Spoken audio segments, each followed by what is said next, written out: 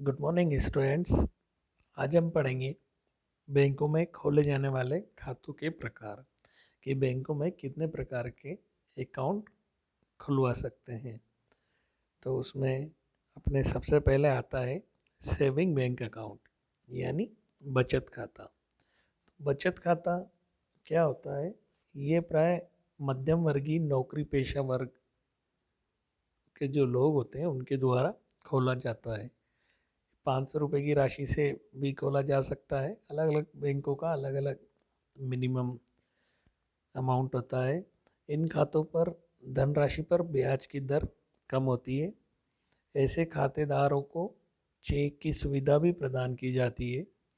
इस खाते में ग्राहक सप्ताह में राशि तो कई बार जमा करा सकता है, लेकिन राशि आहरण करने में उसको कुछ कुछ एक रोक जरूर अवश्य लगा दी जाती।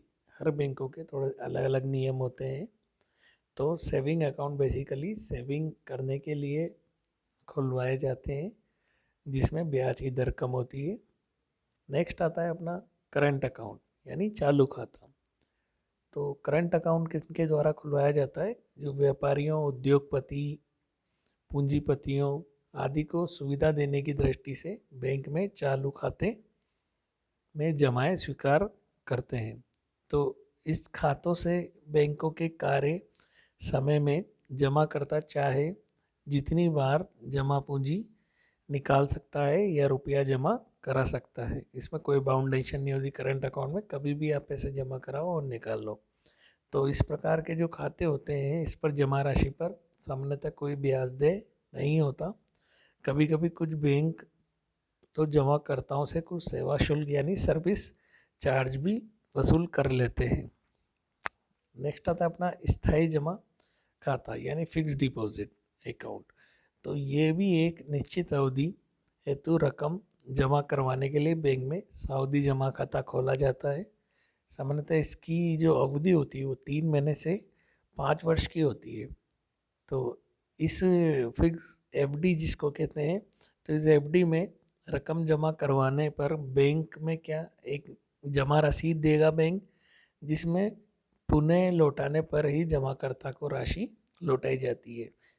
और जो स्थायी जमा खाता होता है उसमें ग्राहक को अवधि समाप्त होने से पूर्व में यदि रकम की आवश्यकता पड़ जाए तो बैंक ग्राहक को अवधि से पहले भी धनराशि निकालने की सुविधा देती है। लेकिन ऐसी स्थिति में क्या होगा, बैंक ग्राहक को जो ब्याज होता है उसमें कुछ कटौती कर लेता है। तो इस प्रकार से के जो खाते होते हैं इन पर देय ब्याज दर अधिक होती है। एफडी में ब्याज ज़्यादा मिलता है, लेकिन एफडी में लंबे समय के लिए राशि जमा करानी पड़ती है। नेक्स्ट आता है अपना होम सेफ अकाउंट यानी गृह बचत खाता। तो जो घरेलू खाते होते हैं छोटी छोटी बचतों को संग्रहित करने और बचत की भावना को प्रोत्साहित करने के उद्देश्य से संचालित किए जाते हैं।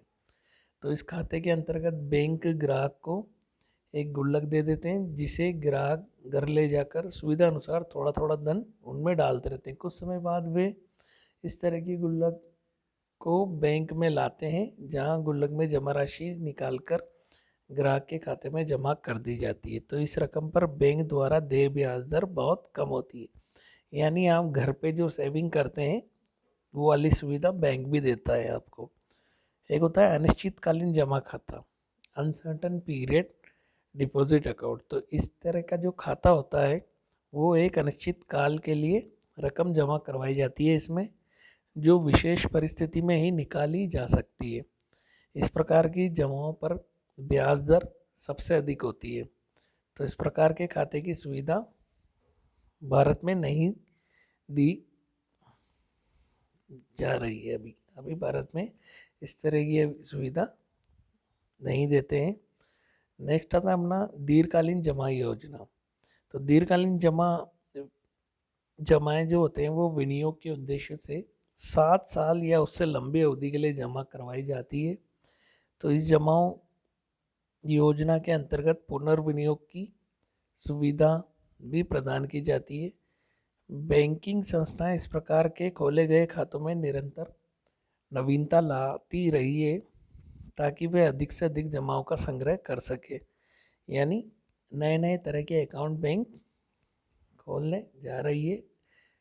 इनोवेशन करती रहती है बैंक, ताकि नई नई तरह की सुविधाएं ग्राहकों को दे सके। तो इस प्रकार बैंकिंग संस्थाएं जनसाधारण की जो अल्प बचत होती है उनकी जमाओं को संग्रहित करती है, और वित्तीय जो कोष होते हैं बैंक के, वो एक जलाशय के रूप में कार्य करते हैं। ये न केवल धन को सुरक्षित रखती है, बल्कि जमाकर्ताओं को विभिन्न प्रकार की सुविधाएं भी प्रदान करती है। कुछ अन्य तरह के अकाउंट भी होते हैं। तो ये जो अकाउंट अपन ने पढ़े हैं, इनके अलावा भी बहुत से खाते होते हैं, जैसे आवर्ती जमा खाता, कृषक जमा योजना, नाबालिग बचत योजना, गृह बचत योजना इत्यादि। तो ये बैंकों में खोले जाने वाले खाते के बारे में आज अपन ने देखा है। अपने नेक्स्ट लेक्चर में अपन पढ़ेंगे कि जो बैंक होते हैं उनका क्या महत्व होता है, देश में बैंकों का महत्व क्या है। तो अपने नेक्स्ट लेक्चर में अपन देखते हैं बैंकों का महत्व के बारे में। तब तक गुड बाय।